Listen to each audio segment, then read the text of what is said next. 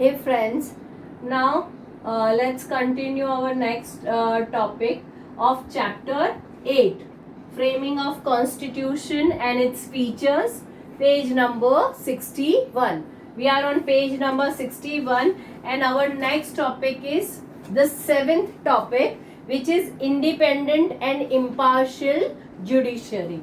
Now here what we are going to discuss, about a judiciary, right? Now when we talk about judiciary is why it is known as a independent and impartial. What is the meaning of independent? Means that is not under the pressure of any type of legislature. Means even prime minister, president of our country cannot interfere in the judiciary work. So that is the reason it is known as a independent. Now what is the meaning of impartial? Impartial means there will be no partiality. Okay, somebody is rich, somebody is poor, right? Some is king, or somebody is a beggar. No such differences will be kept under the mind when any judiciary or any justice will be given. So that is the reason we say that in our country we have the independent and impartial judiciary. Now here I am going to make you understand why it is a part of the preamble or a part of constitution, but the whole chapter is going to come in which we are going to discuss about judiciary only, right? Now independent and impartial judiciary. The constitution has provided for the establishment of an independent and impartial judiciary. So it is written in the constitution of our country only, where all the the independency and the impartiality of judiciary has given.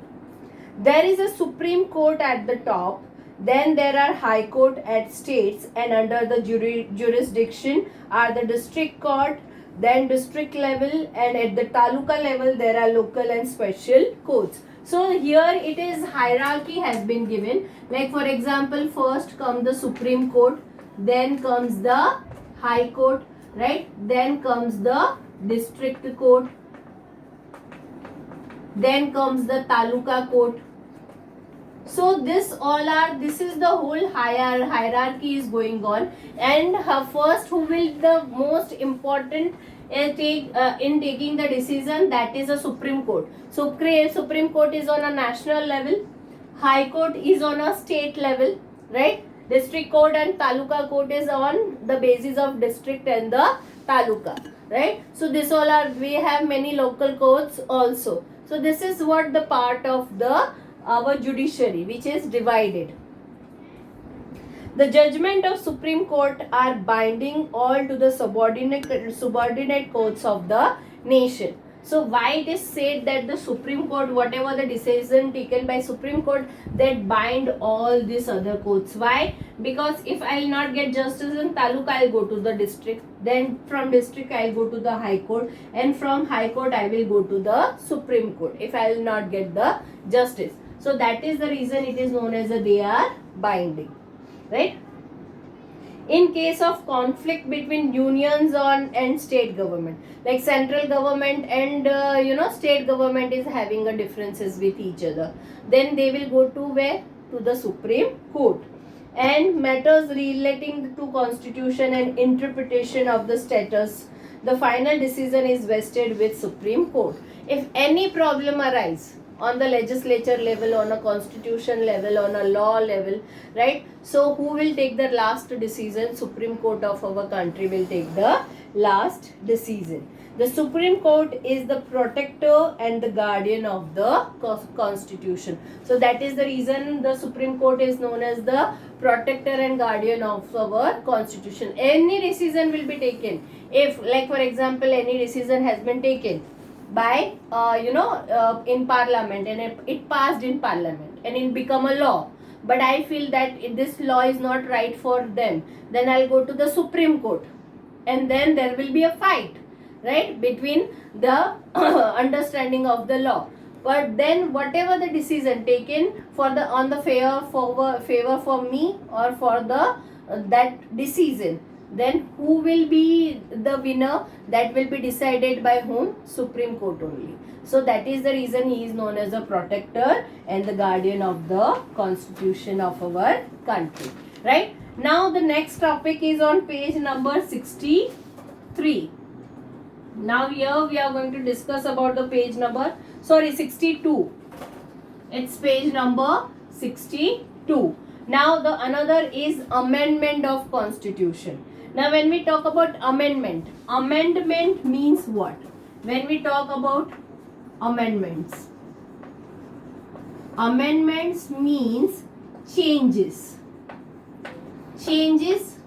As society changes, as people changes, as science changes, as technology changes, there is a need of changes in the society also, right? So this is what is known as a amendment. Like for example, when constitution was made, that at that time computers भी नहीं थे, information technology भी नहीं थी, तो उसके लिए cyber crime भी नहीं था.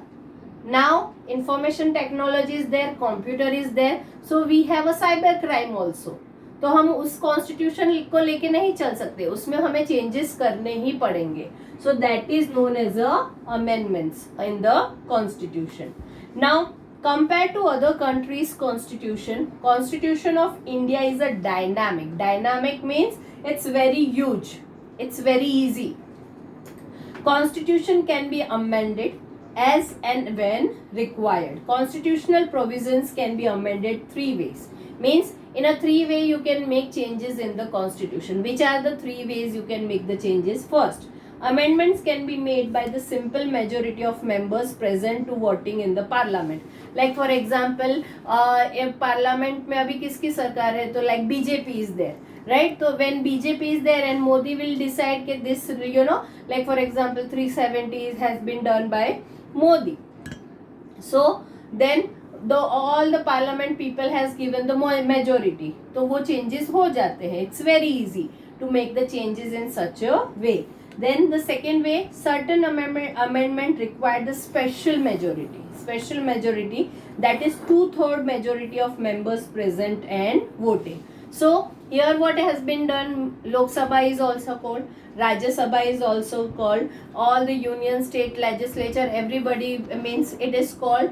From that 2/3 of the people voting will be in the yes of whatever the decision will be taken, then that will be the amendment, that will be the changes in the constitution. Third, concerning the union state relation, the special majority, that is 2/3, and the concurrence not less than 50% of the state legislature is required. It means in a union state, in parliament, how much voting is required? 2/3. And on a state legislature, यानी state में कोई changes करने हैं और amendment करना है, तो it required 50% of the vote of the people. So this is the way how it is done, right? Now the third is universal adult suffrage. Now when we talk about universal adult suffrage, means people are having a right of vote when they are mentally prepared and they can take a right decision. So for in the whole world there is a universal adult suffrage, that is 18 years of age. 18 years of age you become an adult, you can take your own decisions. So this is what universal adult suffrage. In India we have a system of adult suffrage which is flexible according to the constitution.